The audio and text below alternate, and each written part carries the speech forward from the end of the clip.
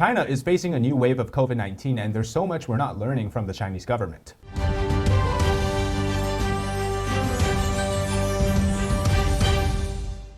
Welcome to China Insider, I'm David Zhang. This upcoming wave of COVID infection could hit tens of millions of people in China. Now, it will mainly be the XBB variant of the Omicron strain. And this is going to be the second wave after the initial surge in April to early May.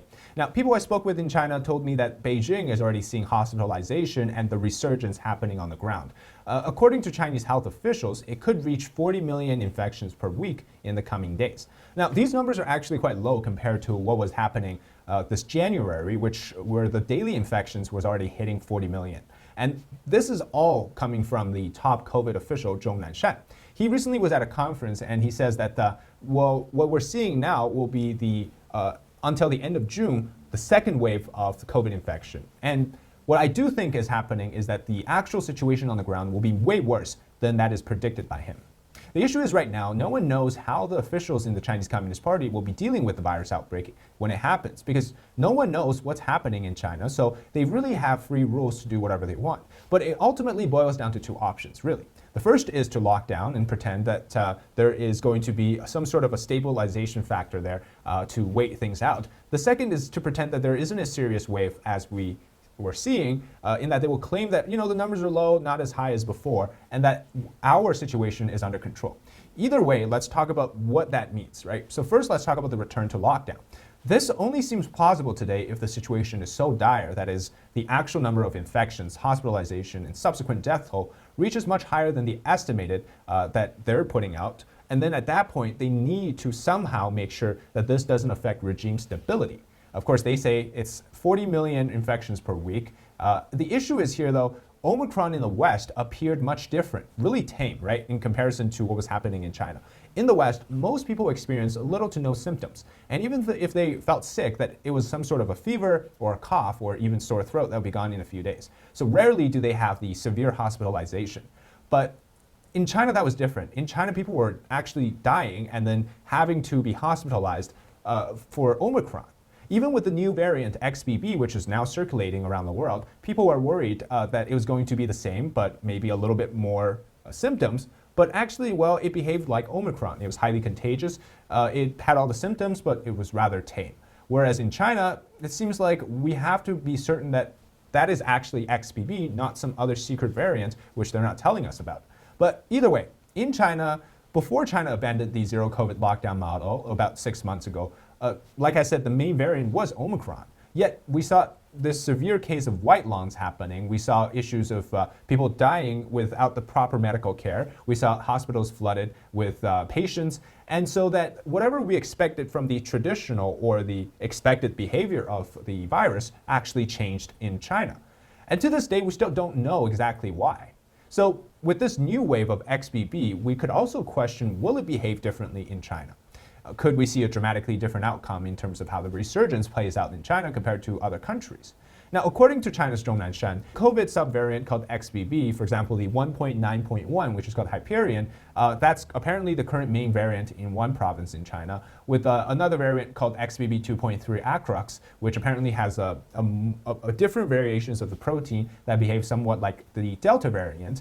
All these things are factors that we have to consider what happens when it enters China, right? It inevitably will happen when, it could be the upcoming months, or it could be later during the years when another wave of COVID happens. Either way, what we have to know is that China provides very little information on its infection status. So it's very unclear what the issue is and how it's going around the community in China, or if there is some special mutation that they keep not telling us about, like they've been trying to censor information for the past 3 years.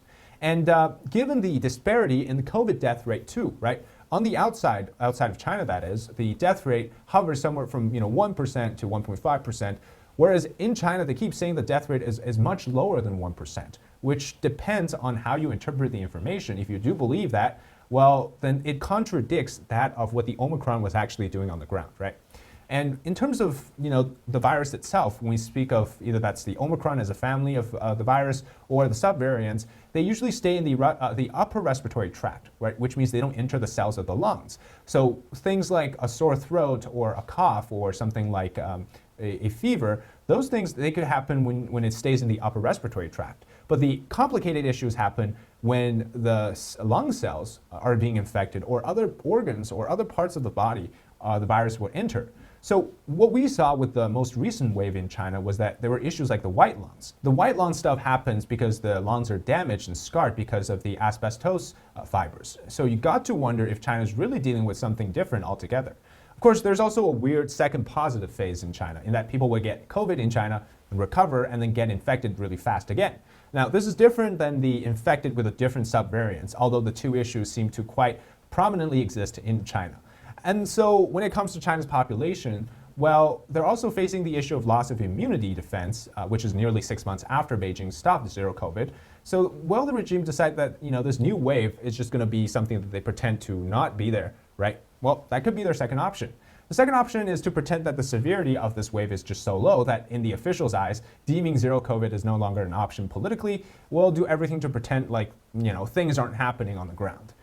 Health information won't get around, so no matter what happens, COVID seems to be under control of the CCP. They will never become a pandemic again, no matter how many die secretly or how many hospitals are flooded, overwhelmed. Because there's no need politically for the pandemic to exist, China will pretend it doesn't exist.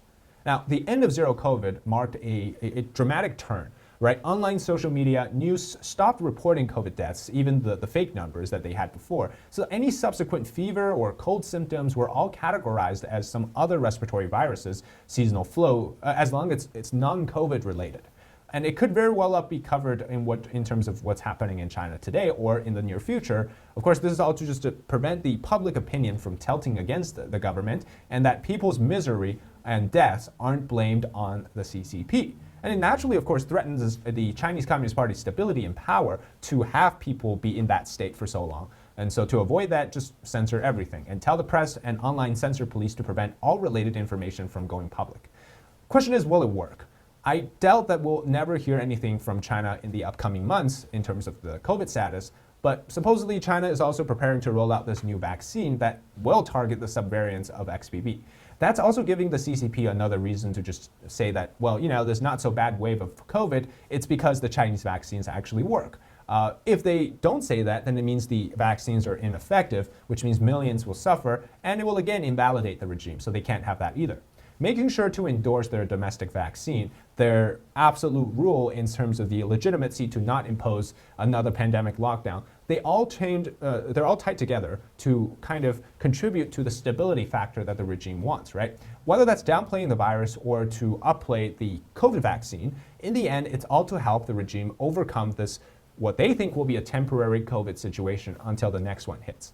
And that's it today for the COVID situation upcoming in China, where they say it will be 40 million infections per week. We'll see how it goes, whether the officials will downplay it again or put up a whole lockdown situation. But either way, we'll be keeping track. Thanks for watching today. This is China Insider. Before we get going, make sure to subscribe to our channel, like this video, and also comment below what your thoughts are on the issues today. All right, now until next time, take care.